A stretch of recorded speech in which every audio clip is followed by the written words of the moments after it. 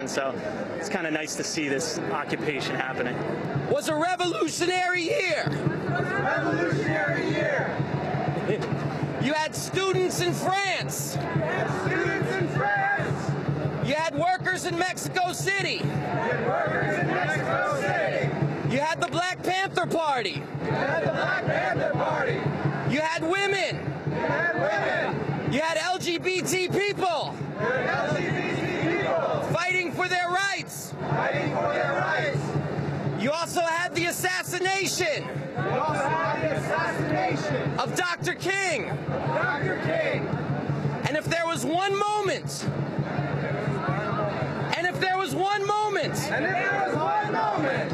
that symbolized that year was when John Carlos and Tommy Smith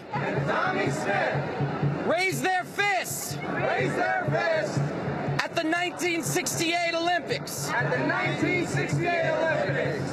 People know the fist. But they also didn't wear shoes. On the medal stand. To protest poverty. They wore beads. To protest lynching. And John Carlos had his fist up high. In case he had to punch somebody trying to take him down. John Carlos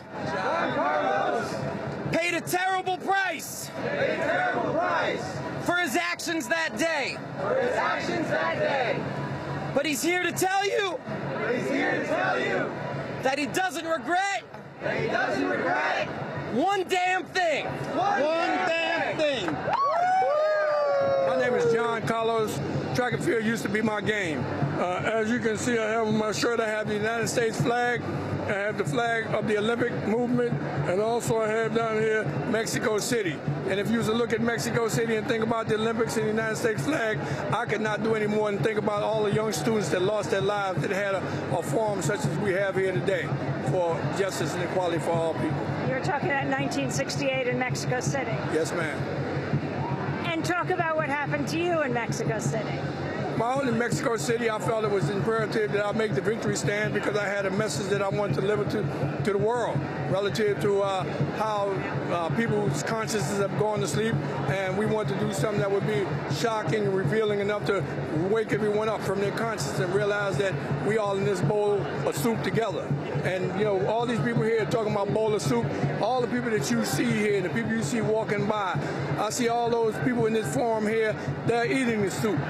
Those individuals that walk by, they would like to eat the soup, but they just don't have the courage yet.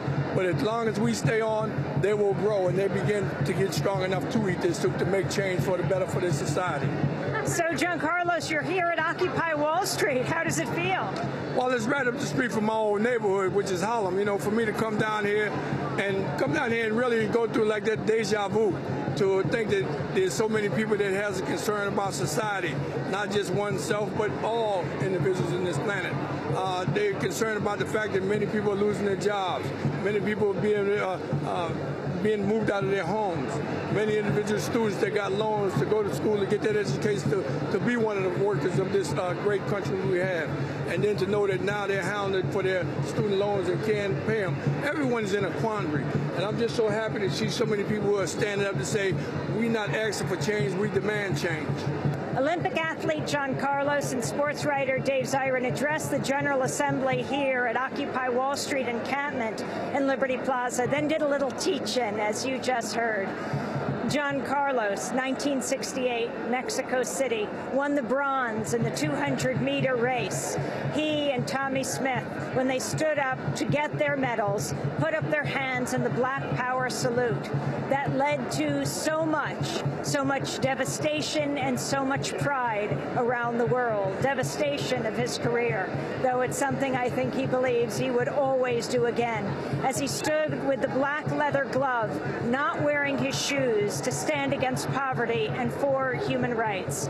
We're going to have both John Carlos and Dave Zirin on our show on Wednesday, so do tune in and tell your friends. That does it for us today from Wall Street, from Liberty Plaza, where thousands of people are continuing to come here. Hundreds are camping out overnight, inspiring protests in over 1,000 cities around the world. If you want to hear and watch and read more, go to our website at democracynow.org. Democracy Now! Is produced by a remarkable group of people.